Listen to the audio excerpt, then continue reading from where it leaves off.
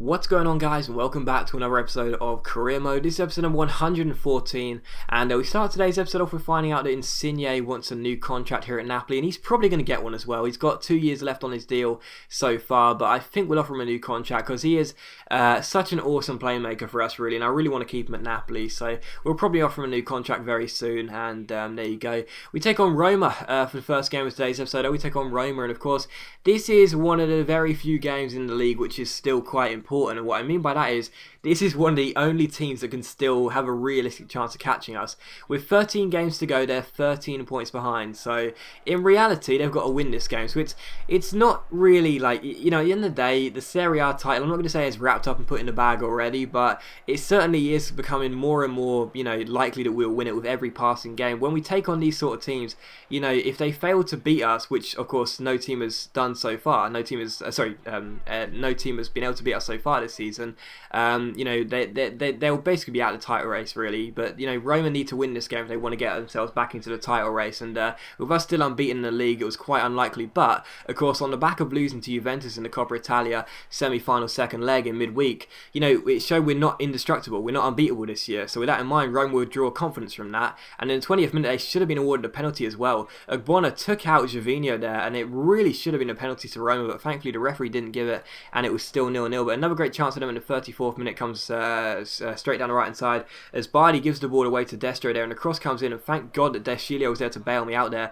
I gave the ball away, and Roma should have scored there from my poor defending, but thankfully Deschilio bails me out, and from that we go on the counter. We chip the ball over the top towards Balotelli, who gets past Jose Angel, but his shot is well saved by Begovic, and the score is still 0-0 here. So we almost went from conceding to scoring there, and from the corner it's crossed in towards Ranocchia. It goes up in the air, Hamšík wins the header, finds Lucas takes a touch, then shoots, and it's just over Begovic's bar. So what a goal that would have been by Lucas there, but it's still 0-0. However, in the 61st minute, a great chance for Roma as Talo gets on the ball for them. He gets past his man before playing the ball out wide towards Viviani. Viviani then plays the ball even further out wide towards Torresidis, who crosses the ball in. Talo's volley goes wide the post, and it is still Roma 0, Napoli 0. So still stalemate here after 63 minutes. In the 71st minute, though, another great chance for Roma as Talo goes down the right hand side here. Really good chance. He passed the ball out to Viviani. The cross comes in. Number 8 flicks it on, and Lasogga gets past his man, but he shoots the ball just wide the post. So Roma were growing in confidence.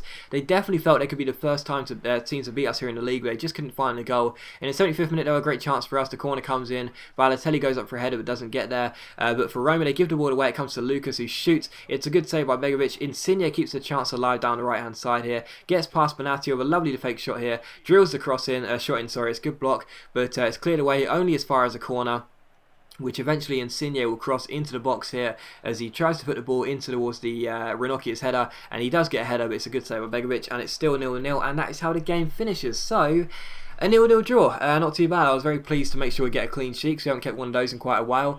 And yeah, a draw's not bad. You know, we just had to make sure we wouldn't lose that game, and that's what we did. So we got the draw away from home, and we'll take that. At the end of the day, there's very little chance that we will lose our grip on the Serie A title and you know, falter from you know, claiming the title once again. So with that in mind, just getting the point against those big teams is all that we need, really. But Chile came back to us and said, you know, manage our nation again, or we're going to rescind the offer. So we said yes. I'm speaking very, very melancholy here and being a bit, you know, pessimistic because I'm just so frustrated how we still haven't had a single offer from England. It's just ridiculous, isn't it? And I know what you guys are saying. You can buy the offer from the catalogue, but I don't want to do that. I want to get it legitimately. So yeah, it's just never going to come in, is it? England just don't want us, seriously. I mean, I'm not going to be as bad as Mike Bassett, guys. Seriously, come on. But England just don't want to give me the job offer, and that sucks. But anyway, we're going to stay with Chile. We're going to stay faithful to Chile. And we, of course, got Russia 2018 at the end of the year, so we'll be in that tournament. And hopefully we'll be able to go far with Chile. It'd be very nice to have a good National Cup run in our first national tournament. But anyway, here's the squad report here. Squad report to see how the players are doing. Of course, you know, as I've said, we may be leaving Napoli at the end of the year if there's clubs available, or maybe at the start of next year. So this could be one of the final squad reports for us, really, as we enter March here. So we take a look at the squad report and see how the players are doing. And it's such an awesome side, man. Seriously, we have left Napoli with an amazing squad here. There is still some work to be done, but you know, even so, So many of those players are just incredible, absolutely incredible. So I'm just so pleased with the business we've done here at Napoli. And with 12 games to go, we're 12 points clear of Juventus in second place in the Serie A. So we definitely look like we're on our way to a treble guarantee. We've of course already won 2 trophies this year in the Super Cup and the what's it called, the Super Coppa. So as things stand, we're already on our way to a treble and possibly a quadruple as well if we can get the Champions League. And as things stand, we are making some good progress. We're into the round of 16. We took on Spartak Moscow in the first leg away in Russia and got a 2-1 victory. So we came into this game knowing that Spartak Moscow would have to score 2 goals in Italy if they were to have any chance of going through. So with that in mind, we are feeling very, very confident in this game. We did rest to a few players, but even so, we did know it would be quite a difficult team to play, because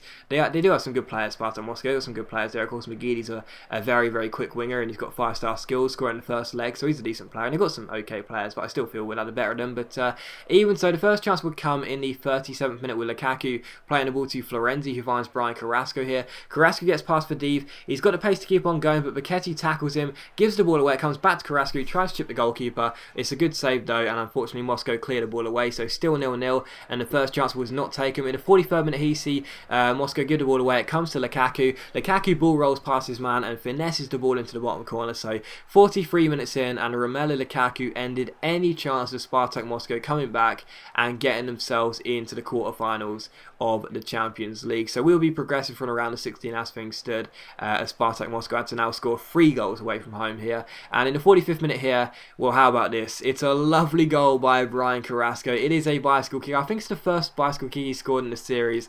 And it's a wonderful finish. It's an absolutely wonderful finish. Wherever we go, Carrasco has to go. That's the deal. It's a wonderful finish by Carrasco as he bicycle kicks the ball past the goalkeeper. Yes, he was unmarked. Yes, he was quite close to the goal. But even so, it's lovely technique. I think that's the best word of putting it. It's a lovely technique by Carrasco as he puts the ball past the keeper and into the back of the net to make it Napoli 2, Spartak Moscow 0, and on aggregate Napoli 4, Spartak Moscow 1. So yeah, Spartak Moscow now had to score 3 goals if they were to come back, and it was looking very, very, very, very unlikely. So after that, we made some changes here. Sukana and Radosevich came in for Bariti and Carrasco. So give the fringe players some game time and also rest the first team players a little bit more as the game was done and the tie was over. So we bring on these 2 players, and Sukana, who came off the bench in the first game against Spartak Moscow, looked very, very lively. He had 2 very good chances, but I messed up with both of them. So I felt in this game we could probably utilise his pace once again and maybe get another chance here. And he closes the ball down to win the first ball here. Plays a wonderful 1-2 with Florenzi. He goes through 1-on-1,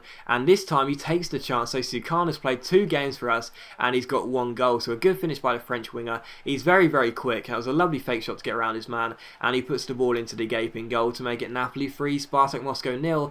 And that is how the game finishes. So on aggregate, Napoli 5, Spartak Moscow 1. And yes, it was a pretty easy draw for us, really. Yes, a very good tie we got in around the 16, but even so, I was so pleased to see we just destroyed the Russian side and we get ourselves through to the quarterfinals of the Champions League. So very good news for us, very good to be progressing, and I'm definitely confident, touch wood, we can go all the way to the final this year. We'll be taking on Manchester United in the quarterfinals, so we'll take them on, and hopefully we'll be able to progress to the semi-finals as well, and hopefully go all the way to the final, who knows.